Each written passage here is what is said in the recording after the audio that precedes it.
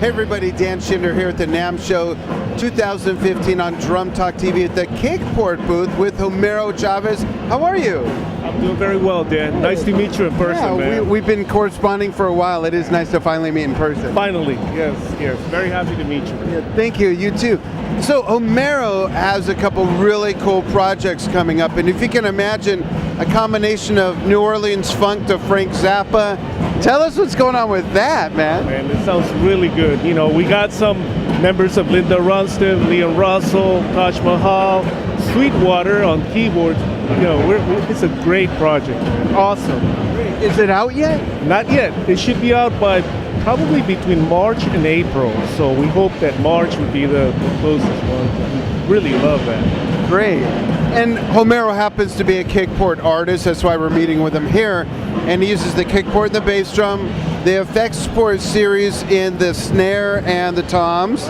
And you also are a cajon artist, so percussionist, so you use the CajonPort. Start with the CajonPort. What's the biggest thing you noticed when you stuck that thing in there?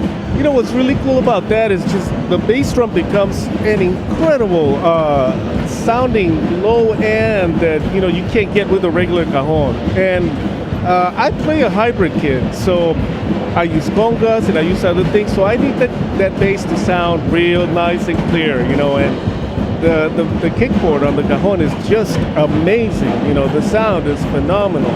I have a book coming out where I'm going to be doing some videos on that, so I'll let you know when that's out too. That's also, we're looking for a publishing company. Oh, that's cool.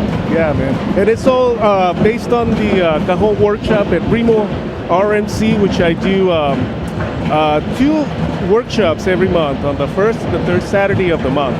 Oh, wow. Yeah. Yeah, and it's an hour and a half of nothing but having fun, playing cajon, and, you know, teaching people how to use other instruments so you can create voices within the rhythms, whether it be Latin, African, or whatever, but use them in a pop or jazz environment, whatever you want to do with that. Yeah. Great. Well, being that your music is so versatile and you're into so many things, help us understand where that comes from. Who are like 2 or 3 of your biggest influences, and were they people like that, or were they 2 or 3 influences from completely different musical geographical locations? Good question. Long answer. No, I'm kidding. You know, I come from a musical family. My great uncles actually performed with the great trombone player Tommy Dorsey. My family is like full of drummers, so a lot of the influence is a family influence. And then, of course, you know, the West Coast drummers, everyone from Joe Porcaro and people like that. Just, you know, there's so many to grab on from here. I hate to call names because there's so many of them, you know, but the influence has become more of what we do here in LA. You know, in LA you have to perform in different styles, and also you have to be able to command the percussion as well as drums. So, you know, that's been pretty much where I grab my ideas from, you know, from everywhere, from the Latin scene, from the African scene. And I have a lot of experience with that. You know, when I first came to LA, I started playing with African groups, which was incredible. You know, just an incredible amount of school, because, you know, that's where clave comes from and all that stuff. So once you kind of get involved into that, you begin to appreciate other styles, and then you understand how rhythms collide, you know, and you go, wow, this is great. So now you have an amalgama of all kinds of rhythms that you can put together and make it your own, you know. And that's basically what I was doing, trying to find my own voice, you know, which is the name of my book, by the way. It's called Afro-Latin Vocabulary. Wow. Yeah, that's cool. And it's just a bunch of Afro-Latin stuff from here, from America, the continent. And it's all based on how to use it in rock, how to use it in a dance situation, you know, and that keeps keeps the cajon from being a monotonous type of box, you know. It now becomes a more musical thing. Is the book out? Not yet. What, do you know when to expect it? Well, you know, we're right now talking to some publishing, and if nothing else, it's going to be out this year, and it's going to be self-published. So I'll probably put it on my website. And his website's right here on the screen, so you can follow what Homero's doing, follow that. Last question, do you use the KickPorts in the studio as well as when you play live?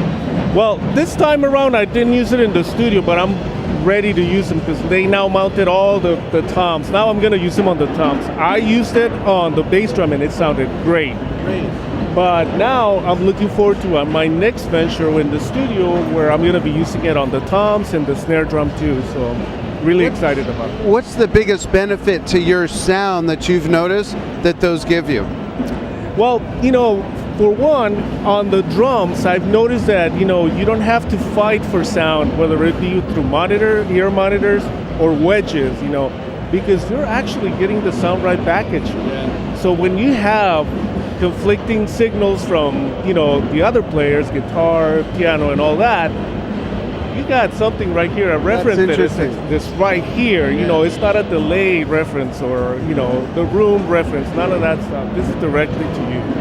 So that's what I like about it. Very cool. Thanks for joining us.